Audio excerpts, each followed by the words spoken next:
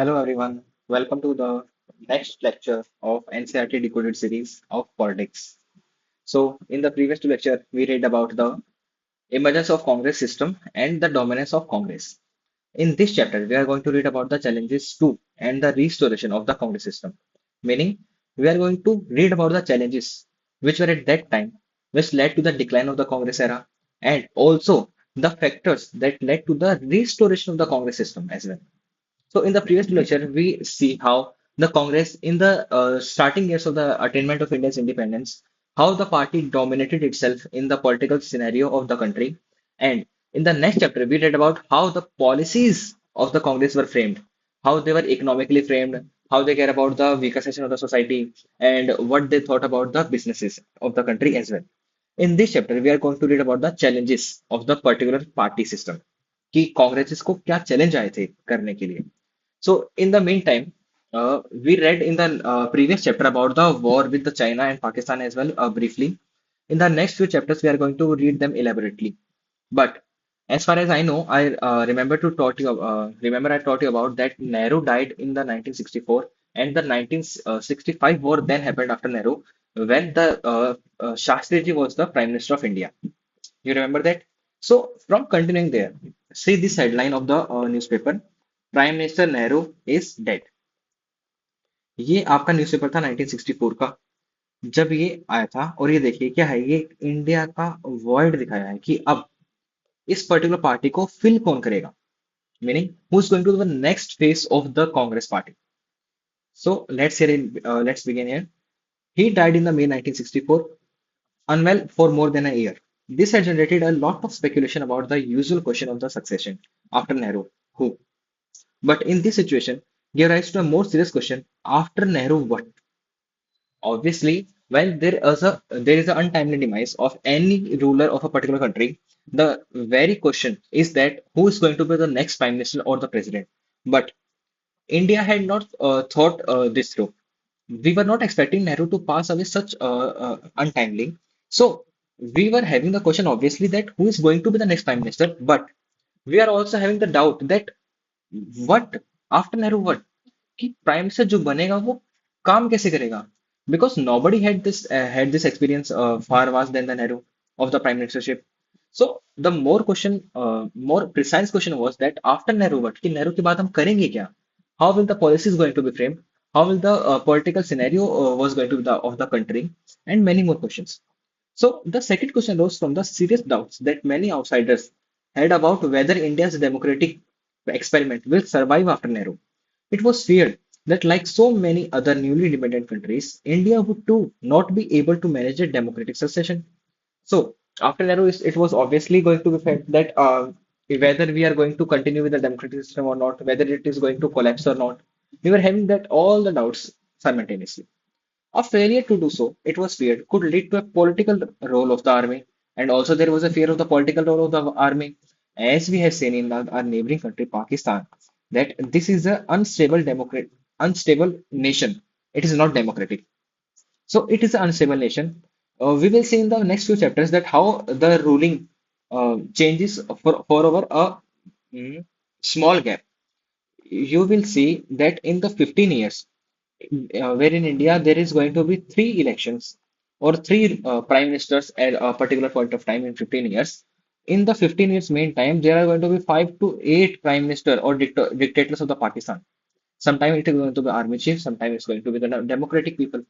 So far away from the history, the Pakistan has always been a dictatorship, whether it is by a democratic dictatorship or whether by it's an army rule.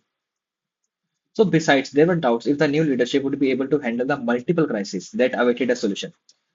Here you must know that what were the crises at that period of time in the particular 1960s period. आपको ये पता होना चाहिए कि इस time पे crisis क्या क्या थी. Firstly, listen to carefully. We were having acute food shortage. हमारे पास food shortage बहुत ज्यादा थी. We were not even self-dependent on our food supplies for our own country.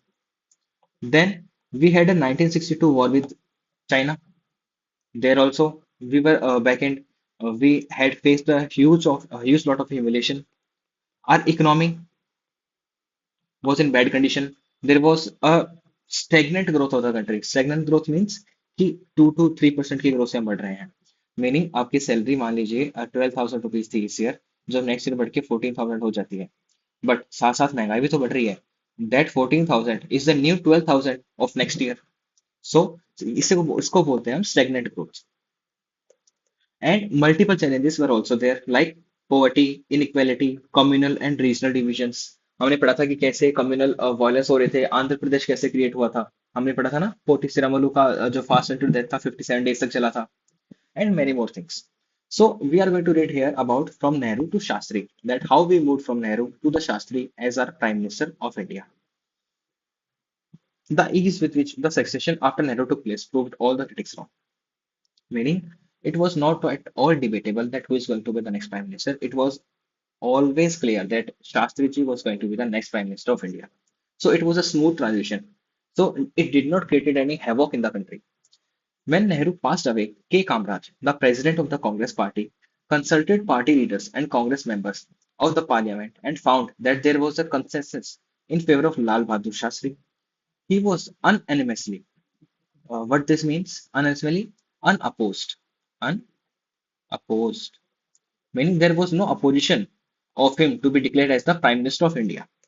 This is what means as unanimously. Chosen as the leader for the Congress parliamentary party and thus became the country's next Prime Minister. Shastri was a non-controversial leader, meaning he was not involved in any controversy. So it was a clear name. From Uttar Pradesh, who has been a minister in Nehru's cabinet for many years, meaning he also had the experience of politics. Nehru had come to depend a lot on him in his last year. He was known for his simplicity and commitment to the principles. So, if you are going to have a question about the prime minister period of the Lal Bahadur Shastri, you have to give a brief introduction about him as well. So, how are you going to start? That Shastriji became the Prime Minister of India after the untimely demise of Pandit Nehru.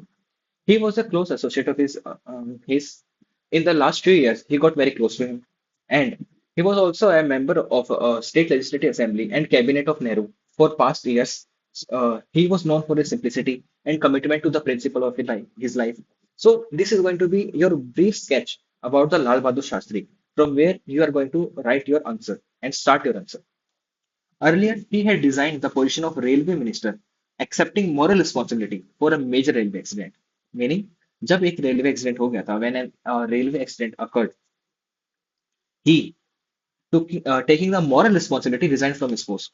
Up, he was not the one from because of whom the accident took place. There can be a lot of reasons, but as a moral responsibility, he resigned from his post, saying that in my tenure, this accident has took place. So ultimately, I am the railway minister. It is my utmost responsibility to ensure the safety of the people of my country. And in the past few years, we are seeing a lot of railway accidents, but not a single moral responsible step from any minister in the country. You can see that. You can see any accident after that. Shastri was the country's prime minister from 1964 to 66, meaning he almost served for 2 years. During Shastri's brief prime ministership, the country faced two major challenges. So, during his period, what were the two challenges? First, while India was recovering from the economic implication of war with China, failed monsoons, drought, and serious food crisis presented a grave challenge. So, there was economic challenge and there was food security challenge. As discussed in the previous chapter, we also faced a war with Pakistan in 1965, and this is going to be the challenge as well. So, Shastri's famous slogan. Now read here carefully. ये आपके MCQ में पूछा जाएगा. शास्त्री जी ने कौन सा famous slogan दिया था? Which was जय जवान जय किसान. Why was this slogan was given at that time? What we read about the challenges? One was about food and one was about war. War को कौन लड़ते हैं? Soldiers. What are they called in Hindi? जवान.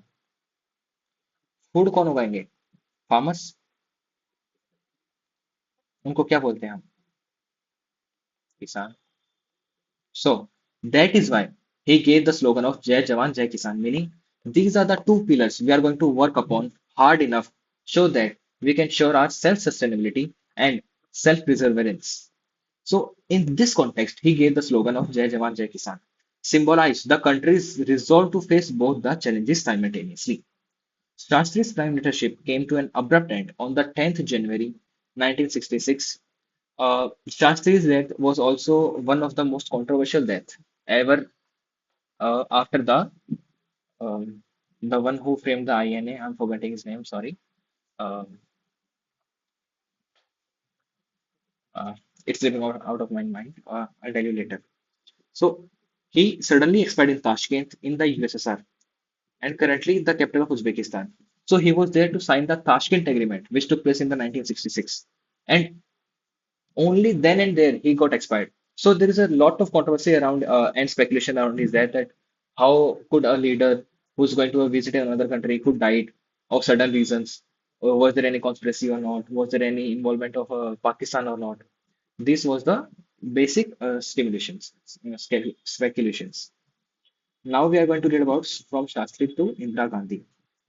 कि शास्त्री जी से Indira Gandhi prime minister कैसे बने? The Congress faced challenges of the political succession for the second time in 2 years. The third, this time there was an intense competition between Morarji Desai and Indira Gandhi. These are the two leaders between which the competition for the post of prime ministership was going to happen. Morarji Desai had earlier served the chief minister of Bombay. The then Mumbai was a separate state, Bombay, which is now Mumbai. It was not a part of Maharashtra whole state. It was a separate state, and there was a separate chief minister for the Bombay. Today's Maharashtra and Gujarat. So Gujarat was also included in previous Bombay, and also a minister at the center. Indira Gandhi, the daughter of Jawaharlal Nehru, has had been Congress president in the past and also has been the Union Minister for Information in the Shastri cabinet. So both of them are experienced in the political scenario. This time, the senior leaders in the party decided to back Indira Gandhi. But this time, Indira Gandhi was supported by whom? The senior leaders of the Congress. There's going to be two terms, Congress O and Congress R. So remember who supported Indira Gandhi, senior leaders. This is going to be helpful in the later phase. But the decision was not anonymous, meaning there was a stiff opposition. The contest was resolved through a secret ballot among the Congress MPs. Now, there are two things about this meaning. There are two types of ballot. One is secret and one is open. Ballot means आपके जो vote होते हैं, how are your votes going to be the put, which is known as ballot. So when you particularly in the assembly elections or in the Lok Sabha election, you give vote. There is a ballot, there is a box in which you put the button, and there is a slip which puts down in the box containing the symbol of the party for you voted for. So with the party for you voted is only known by you, which means this is a secret between yourself only. And then there is open ballot. In open ballot, if one party member signs a particular slip of the vote, other member can see it, whom he is going to vote, or when he puts through vote, he put his name that I, uh, Amit, votes Rohit कि रोहित जी को मैंने vote दिया है इसने अमित ने दिया है so this is two types of open ballot system so the secret ballot system was chosen among the Congress MPs only कि कांग्रेस के जो मिनिस्टर्स हैं सिर्फ वही चूज करेंगे कि किसको हम नेक्स्ट प्राइम मिनिस्टर बनाएं मोरारजी देसाई और Indira Gandhi ji Indira Gandhi defeated Morarji Desai, securing support of more than two-thirds of the party MPs. Meaning, if there were 100 MPs in Congress, almost 66 members voted for Indira Gandhi and remaining 33 voted for Morarji Desai. So there was a clear-cut majority for Indira Gandhi. A peaceful transition of power, despite intense competition for leadership, was seen as a sign of maturity of India's democracy. Now, it took some time before the new prime minister could settle down. While Indira Gandhi had been politically active for long, she had served as a minister under Lal Bahadur Shastri only for a short period. The senior Congress leaders may have supported Indira Gandhi in the belief that her administrative and political inexperience would compel her to depend on them for support and guidance. So there was this speculation as well that there was a reason why senior Congress leaders supported the Indira Gandhi instead of Morarji Desai. Morarji Desai was the chief minister of Bombay and was also a cabinet minister. So he had a lot of experience. But Indira Gandhi was only a Congress president, meaning this is not what takes to run a country. It is what it takes to run a party. There's a huge difference between both of them. and she was the minister for a very short span of time. So what senior leaders thought that uh, we shall choose Indira Gandhi as she did not know any work, she did not know how the politics happen, how we are going to make use of your office. So she will be dependent on us, and we are going to be the actual policymakers. This is what the senior Congress leader had there in mind when they chose to put Indira Gandhi's name forward for the prime ministership. Within a year of becoming prime minister, Indira Gandhi had to lead the party in the Lok Sabha election. And remember this, when Indira Gandhi became the prime minister, in the next year only, there were going to be the elections for the next 5 years. Around this time, the economic situation in country had further deteriorated, meaning और खराब हो गई थी वो. Adding to her problems, faced with these difficulties, she set out to gain control over the party and demonstrate her leadership skill. और इसी के बीच में इंदिरा गांधी जो थी वो बाहर निकले अपने उन्होंने स्लोगन्स लगाए और उन्होंने क्या क्या चीजें अभी आगे करी हम वो देखेंगे. So we are going to read about the fourth generation of 1967. अब इन इलेक्शन के अंदर क्या हुआ था. सबसे पहले किसी भी चीज को पढ़ने से पहले before reading anything we had to know the context of that period कि in which cases and scenarios the thing is going to happen. That is what decides the outcome, reason for its failure or reason for its success. In the years leading to the fourth general elections, the country witnessed major changes. Two prime ministers had died in quick succession. So context was this, that there were two prime ministers that in the within 2 years, and the new prime minister, who was being seen as a political novice, has been in office for a less than 1 year. And the new prime minister recently became, which is Indira Gandhi, is also serving for nearly less than a year in the office. The next, there was a serious food shortage, depletion of foreign exchange reserves. Our foreign exchange reserves were also depleting very fast. There was a drop in the industrial production and exports, combined with the sharp rise in the military expenditure and diversion of resources from planning to of the and the economic development. So there was a war which happened in 1965 and 1962. And within the span of short span of 3 years, there were two wars which happened. So our all the resources were diverted towards the military. So our planning and economic infrastructure also had to face the challenges of short supplies of currencies and short supply of resources. One of the first decisions of Indira Gandhi government was to devaluate the Indian rupee. So now I'm going to teach you about something about devaluation. Okay, what does devaluation of rupees means? Only then and there you're going to understand what was the reason for devaluation. So suppose that you have to bought $1 and the exchange rate is 80 rupees per $1, meaning if you give an American person 80 rupees, only then he is going to give you $1. So what you can say is the value of $1 is 80 rupees, or you can say that value of 80 rupees is $1. Okay, this is okay. Now, in devaluation, what happens that a government of a country deliberately puts down the value of its own currency in exchange of other currencies. अब मान लीजिए मुझे ये value कम करनी है. So what it means that Indian rupee is depreciated or devalued. Is it $1 equal to 82 rupees, or is it $1 equal to 78 rupees? In which case it is devalued. What I mean to say when I say word devalue, meaning suppose you study for 8 hours and you are studying only for, you can study for 8 hours, but you are only studying for 6 hours. So you are undermining yourself, you are devaluing yourself, you know what you are worth of and capable of studying for 8 hours daily, but you are only studying for 6 hours. So what this means, you are performing well below your capability. Now, when I say that $1 equals to 78 rupees, what this means?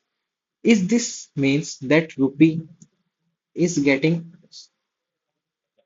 stronger, or is this means dollar is getting stronger? Weaker अगर मैं लिख देता था दोनों का meaning यही होता ना, अगर रुपी स्ट्रांग हो रहा है तो obviously dollar is going to be weak, and if rupee is weakening obviously dollar is going to be strong. But इसका मुझे मतलब बताइए कि $1 इक्वल्स टू 82 रुपीज है और $1 इक्वल्स टू 78 रुपीज है. In which case the rupee is weakening. Obviously, if you have to give more or something to obtain a value of another thing, then what this means, what you have in your hand is much less of a value than the other thing.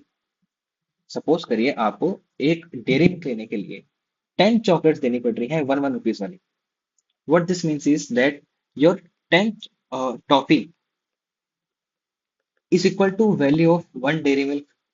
But suppose that you only have to give 8 toffee in exchange of one dairy milk. What this means that your power of your 8 toffee is getting stronger. And if you have to give 15 toffee in exchange of one dairy milk, what this means that the value of your toffee is decreased. So this is what devaluation means. So Indira Gandhi deliberately devalued the Indian currency. अब devalue करने से होगा क्या? We are going to study a bit of economics here so that you can understand why this step was taken. अब मान लीजिए मैं Indian हूँ एक, मान के लीजिए मैं इंडियन हूँ एक, और मुझे कुछ एक्सपोर्ट करना है किसी कंट्री को. ठीक है. अब अभी जो वैल्यू चल रही है डॉलर की, suppose this is $1 is equals to 50 rupees in exchange. So suppose I export goods worth of 5,000 rupees. So in exchange, what am I going to get? $100. Am I right? If I export of 5,000, I am going to get $100. So now, if I devalue the Indian rupee, what is going to happen? $1 is, suppose $1 is now equals to 100 rupees. Obviously, rupee is depreciated, devalued. That is why dollar is getting stronger. So now, if same 5,000 rupee uh, items I export, how much am I going to get now? $50 only. For the same 5,000 goods which I exported, now I am only getting $50. What this means? That I am earning less. मैंने पहले भी 5,000 का सामान बेचा था. मैंने 5,000 रुपए की 5,000 टॉफी बेची. तब उस इंसान ने मुझे बदले में 100 रुपए दिए. Now I also send 5,000 rupees toffee, which is in quantity 5,000 only. But now I'm getting only $50. So what this means? That the American citizen who is giving me dollars, suppose his budget was $100, but earlier in exchange of $100, he was only getting 5,000 toffees. But now in only $50, he is getting 5,000 toffees. So he is remaining with another $50. What is going to do for this? He is going to order another 5,000 toffees. So what this means? Our trade got increased. Our exports was earlier 5,000 toffees, but now it is going to be 5,000 plus 5,000, which is 10,000 toffees. So our exports get promoted if we devalue our currency. So I try to put it in the most simple language as far as I can. Bear if you cannot understand, and go watch another video if you want to understand what it is mean by devaluation. We have our lectures uploaded of the NCERT Decoded series of the economics as well. They are a bit short. I'm having some problem in decoding the NCERT for you guys because NCERT is a very economics NCERT is basically is very vague and very diverse. Like in only the banking chapter, you have to read about the money as well, which is a previous chapter of yours. And in only banking chapter, you have to read about the government initiative as well, which is a part of government budgeting. So this is a very vague kind of NCERT. I'm uh, planning on something to bring to you about chapter by chapter or topic by topic analysis of the NCERT of the economics, in which we are going to discuss only about suppose in only one lecture we are going to discuss about only the government budget, its features, how it is presented, what are the projections of the government budget, what are the capital receipts, revenue receipts, etc.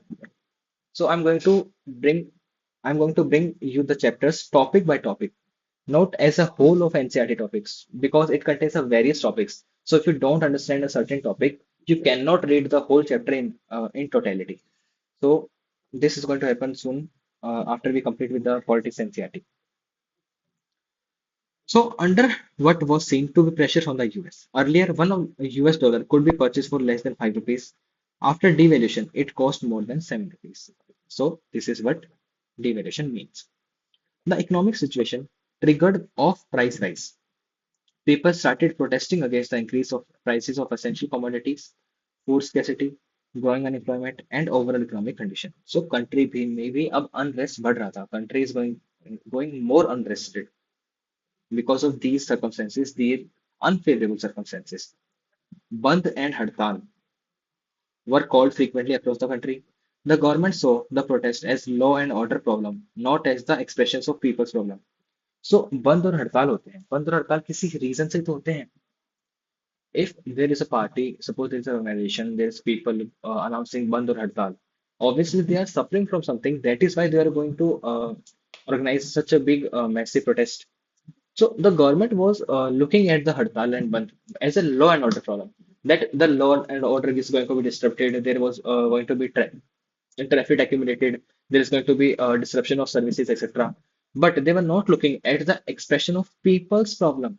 That the Bandh Hartal are not because there is a inability of law and order maintenance. This is because there is a huge unrest, a huge uh, circumstances prevailing in the country. We are having shortage of food. We are devaluing our own currency. We are having export problems. So why don't you understand that this is not a law and order problem, but this is our expression that we are grieving, we are suffering. Please do something for us. This further increased the public bitterness and reinforced public popular unrest. So obviously, if you are not going to acknowledge the problems of the people, there is going to be unrest, there is going to be circumstances.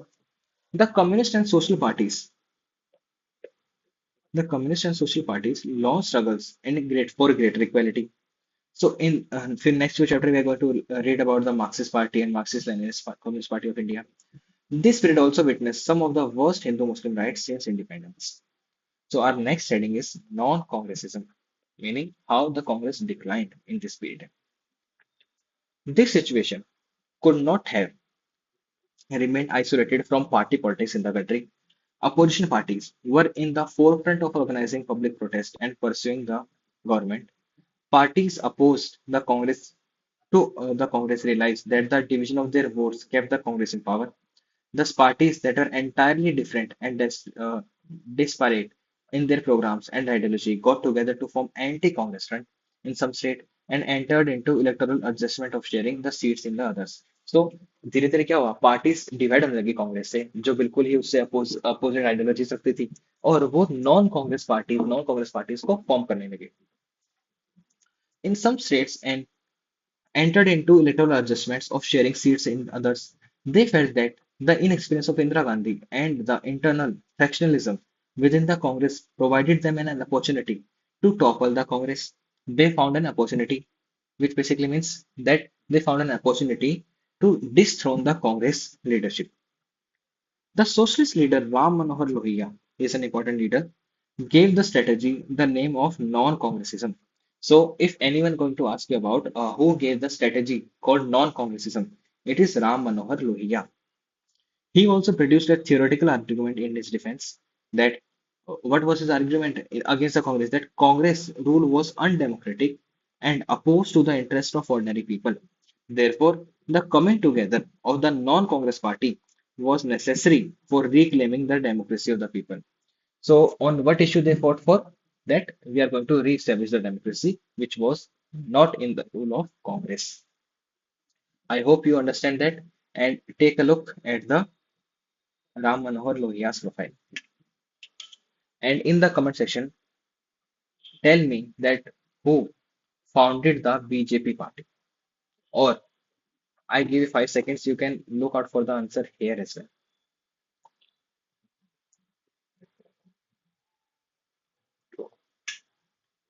Did you find it? It's okay if you did not.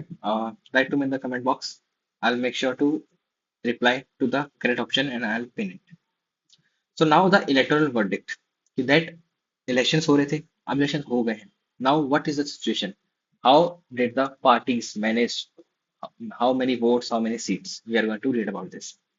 So it was in this context that the popular discontent and polarization of political forces. What do you mean by polarization? Disintegration. Disperse हो जाना, अलग अलग हो जाना. So, state assemblies, Lok Sabha election were held in February 1967. The Congress was facing the electorate for the first time without Nehru, meaning Congress was electing the elections without Nehru for the first time in the history of Congress, one party dominance. The results jolted the Congress at the both the national and the state level, meaning the Congress had to face the consequences of their policies of the rule at both the national and the state level. Many contemporary political observers described the election result as a political earthquake. The Congress did manage to get a majority in the Lok Sabha, but with its lowest tally of seats of votes since 1952, meaning Congress was still able to get the majority, meaning Congress can be in the power, but it was lowest since independence in the of the 1952 after the 1952 election that it got such a less amount of seats. Half the minister of Indira Gandhi cabinet were defeated. So there is also one term called minister and parliament member. There's a difference between them. A minister is always going to be a member of parliament, whether of the Lok Sabha or Rajya Sabha. But a parliament minister, every parliament member is not a minister, but every minister is always a parliament member. This is the basic difference. A minister is entitled of some portfolios, which I taught you about in the previous classes. Go watch that class where I talked about the portfolio system. So every ministry is a part of portfolio, whether he is handling, suppose, ICT portfolio or defense or railway portfolio, and he has the authority to make certain rules, regulation, and laws about that particular ministry or the portfolio. So Indira Gandhi's almost half ministers could not even win the elections. Meaning, of their suppose if there are 300 members of the Congress party in the majority, and out of them 30 are only the minister. Even half of the minister did not get seat, even though the ministers are only the people who are most popular in their constituencies. So this was a earthquake for the Congress as well. The political stalwarts who lost in their constituencies included Kamraj in Tamil Nadu, SK Patil in Maharashtra, Atulya Ghosh in West Bengal, and Kb Sai in Bihar. These are some of the most influential and powerful leaders of that period of time who got defeated in the Congress party itself. So now, in the previous lecture, you remember we saw that where was the Congress in party and where was not in the Congress in the party. Almost was only there, some states is here and one here. In this region, Congress was not in the party. But now look at the red mark. The Congress majority is steadily declining. There was only three to four areas where Congress was not in party, and now there are how many areas? One, two, three, four, five, six, 11. Oh, sorry, 11. Almost 11 states were there where Congress was not in party. So Congress is going towards the downward trend.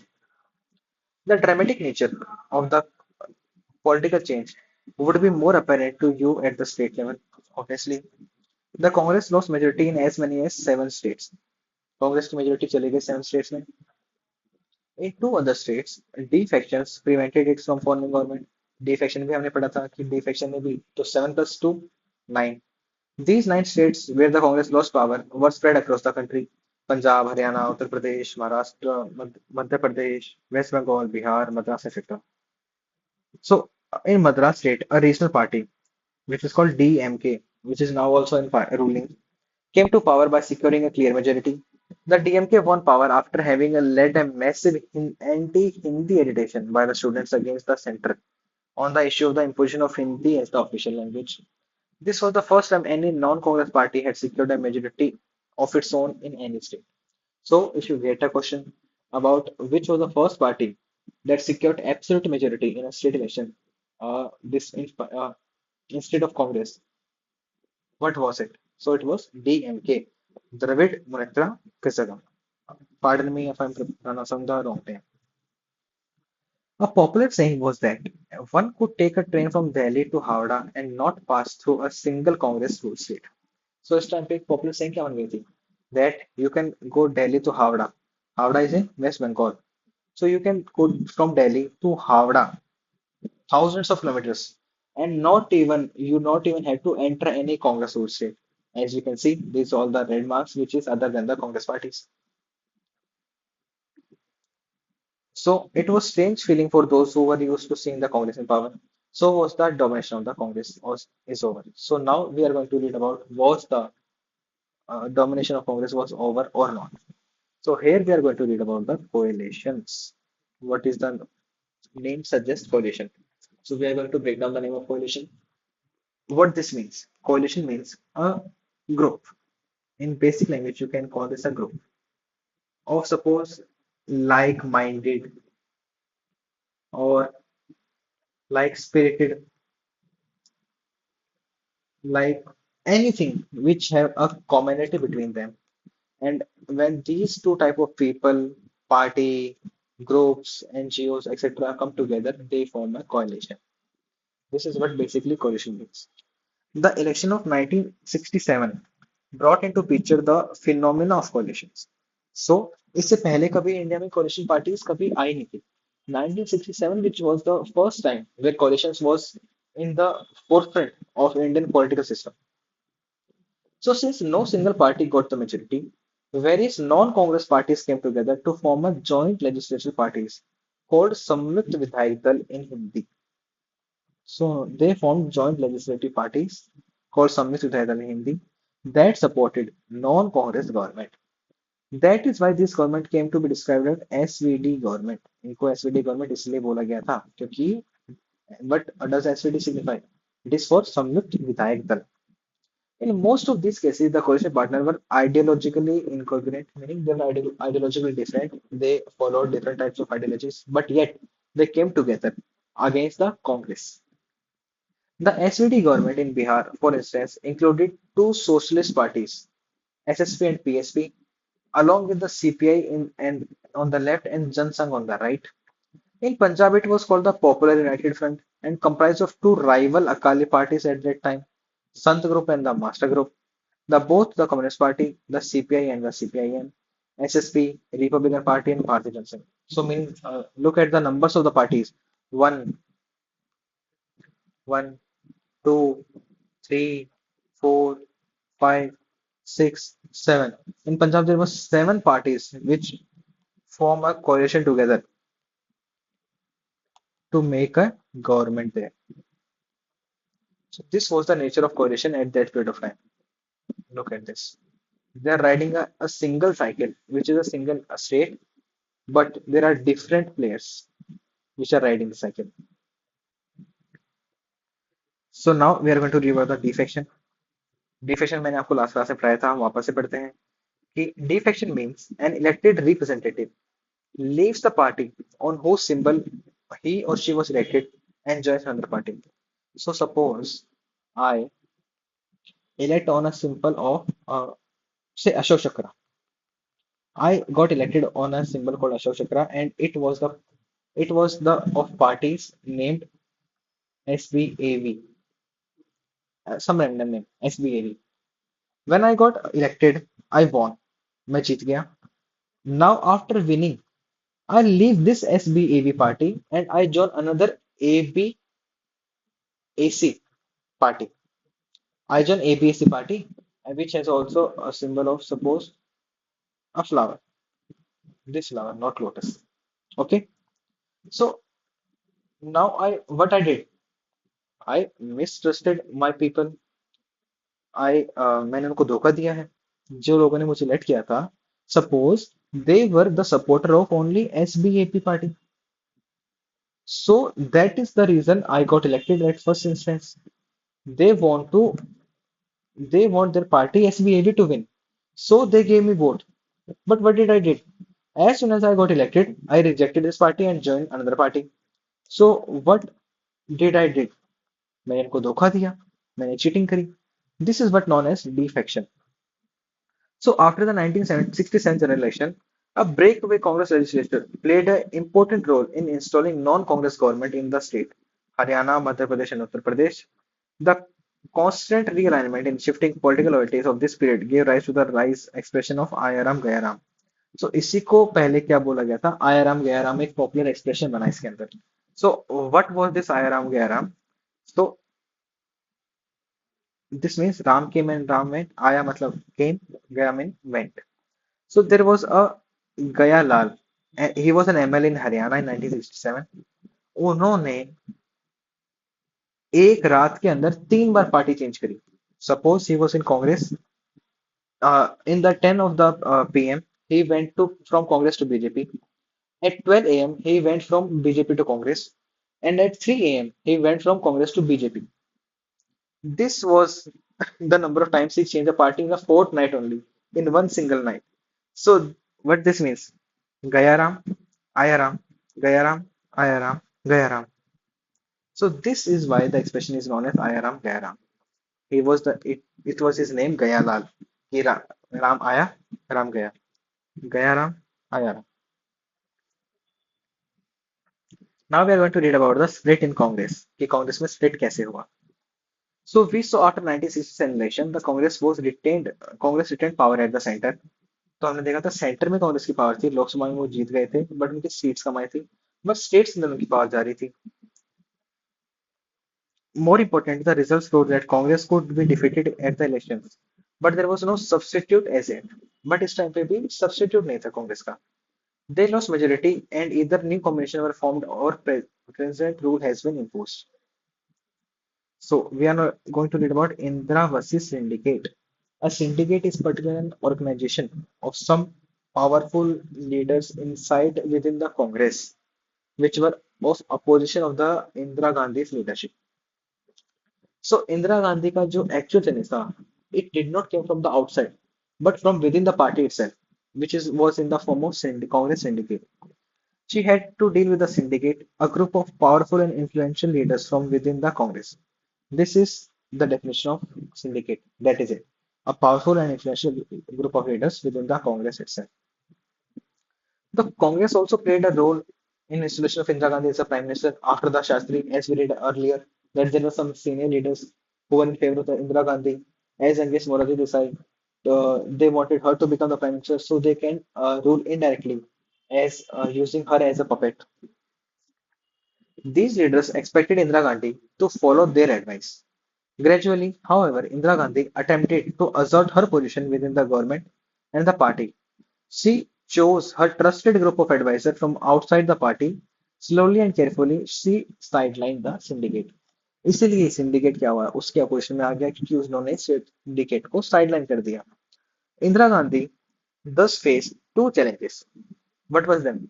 She needed to build her independence from the syndicate, and she also needed to work towards the regaining the ground of the Congress that has lost in 1967 elections.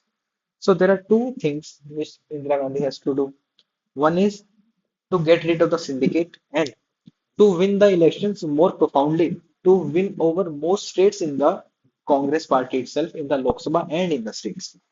So Indira Gandhi adopted a very bold strategy. First, she converted a simple power struggle into an ideological struggle. उन्होंने power struggle को ideological struggle बना दिया.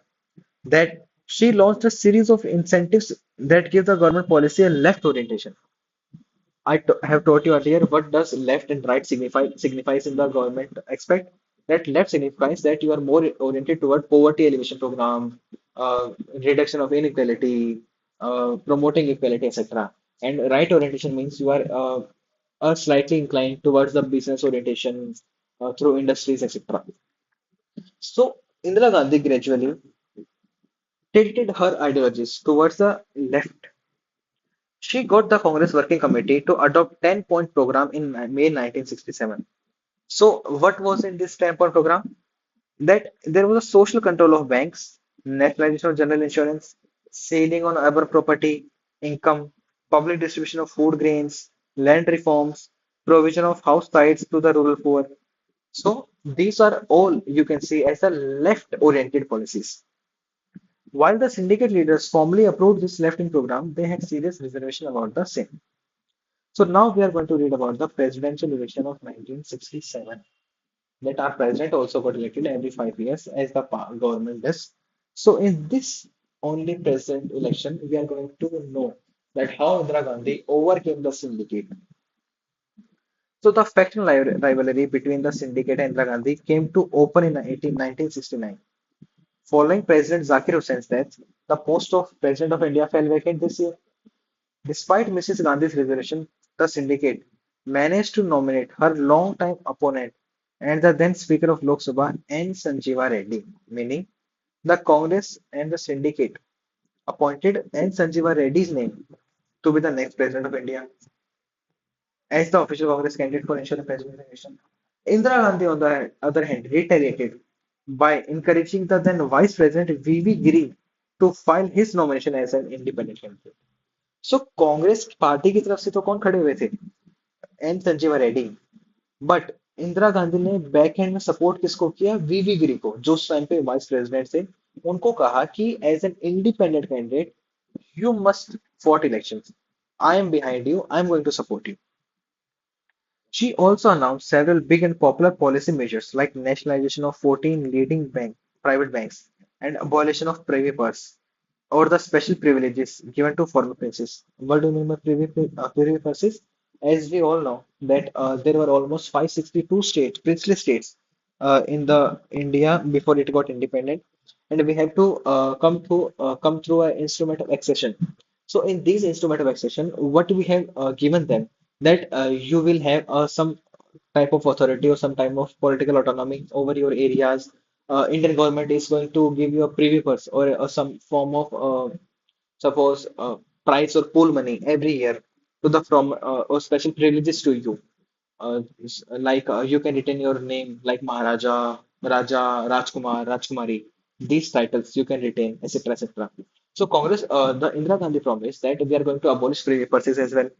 Morarji Desai was the deputy prime minister and the finance minister. So Morarji Desai at that time was the deputy prime minister and the prime minister. On both the above issues, serious differences emerged between him and the prime minister, resulting in Desai leaving the government. और इस time पे देसाई जी ने भी government leave कर दी थी. So you should tell me in the comment box two things that who was against the Indira Gandhi in the prime minister relationship and who was the person I just taught you without looking in your book. Tell me who was the person that was supported by the Congress syndicate and who was the person who was supported by the Indira Gandhi. I'm giving you 10 seconds here.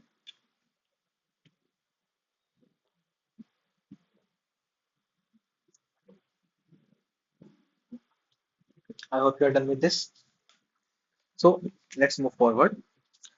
Congress had seen differences of this kind in the past, but this time both the parties wanted to show down which took place during the presidential elections. So the Congress president N. Nijalingappa issued a whip. So I have to talk to you about whip as well here now. What is a whip? Whip. A whip is an informal document. Suppose a whip is this type of slip. A whip is issued by a particular political party. So suppose it is a direction. As you see, the notices came to in your school. Your class teacher tells you about the notice that this is going to happen in next few days. You are going to have a competition or you are going to have a holiday, etc. A slip comes na. A person brings the slip to the class teacher and she announces to you, or she or he announces to you. So in the same type, there is called a whip thing. In this whip, there are certain direction written that the Congress is announcing that you have to vote this person only, and if you do not follow the whip, you can be disqualified from the party only. So the Congress issued a whip asking all the Congress MPs and MLAs to vote in favor of Sanjeeva Reddy, the official candidate of the party. But supporters of Indira Gandhi requested a special meeting of AICC. That is why this faction came to be known as requisitionist. But this was refused. After silently supporting VV Giri, the Prime Minister openly called for a conscience vote, which meant that MP and MLA from the Congress should be free to vote the way they want, meaning this whip holds no significance now. The election ultimately resulted in the victory of VV Giri, the independent candidate, and the defeat of the Sanjeeva Reddy, the official Congress candidate. So here we can see a clear win of the Indira Gandhi over the old Congress syndicate. The defeat of official Congress candidate formalized the split in the party. अब obviously ये formalise ही हो गया है कि एक तो वो इंसान है जिसको पार्टी ने खुद खड़ा किया था as the leader of the Congress If he got defeated against VV Giri, what this mean? That the Congress is defeated. But how come this possible? That the Indira Gandhi is from the Congress only. And if the Congress is defeated, does that mean that Indira Gandhi is also defeated? No. What this means that now Indira Gandhi and the old Congress are now a two different entity altogether. That Indira Gandhi is not from Congress and Congress does not support Indira Gandhi. So there are going to be now two Congress. One is Congress O, which is the organization, and Congress R, which means re-Christianist. She claimed that her group was the real Congress. अब दोनों लड़ रहे हैं किसके लिए? Which is the real Congress? By November 1969, the Congress group led by the syndicate came to be referred as the Congress O, which is Congress organization, and the group led by the Indira Gandhi came to be known as Congress R, Congress Re-Christianist. These two parties were also described as Old Congress and New Congress. Indira Gandhi projected the split as an ideological divide between the socialists and the conservatives, between the pro-poor and the pro-rich. So, this is the headline of the presidential election that PM insists on free vote, ignoring the whip of the party. Now, the 1961 71 election and the Congress. You must have a thought come to your mind that 1967 only election took place. So how come there are election taking place in 1971? The election should happen between 1972 and 73 when the 5 year period is over. But what Indira Gandhi did, that Indira Gandhi government recommended the dissolution of Lok Sabha. That she dissolved the House of Lok Sabha and called for the elections earlier than its period. This was another surprising and bold move by the Indira Gandhi. The fifth general election of Lok Sabha were held in February 1971. अब देखते हैं कि इस time election में क्या हुआ. So now the electoral contest appeared to be loaded against Congress R. After all, the new Congress was just one faction and had already weak party. Everyone believed that real organization was the Congress party under the Congress O. To make matters worse for Indira Gandhi, all major non-communist, non-Congress opposition parties formed an electoral alliance known as the Grand Alliance, which consisted of the Samyukt Socialist Party, Praja Socialist Party, Bharatiya Janasangh, Swatantra Party, Bharatiya Kranti Dal, all came together. The ruling party had an alliance with the Communist Party of India, but the ruling party, which is Congress R, under the Indira Gandhi, made an alliance with the CPI, Communist Party of India. So now there are two coalitions of Congress R, which is known as Congress O, which is known as the Grand Alliance, which is a mix of many parties, several parties, and there is Congress R, which is a coalition of between the Congress R and the CPI. Yet the new Congress had something that its big opponent lacked. But फिर भी कांग्रेस जो new थी Congress are थी उसके पास एक as थी. What was it? That it had an issue, an agenda, and a positive slogan, which are the benchmark of a contesting election, which gains you vote or either loses you vote.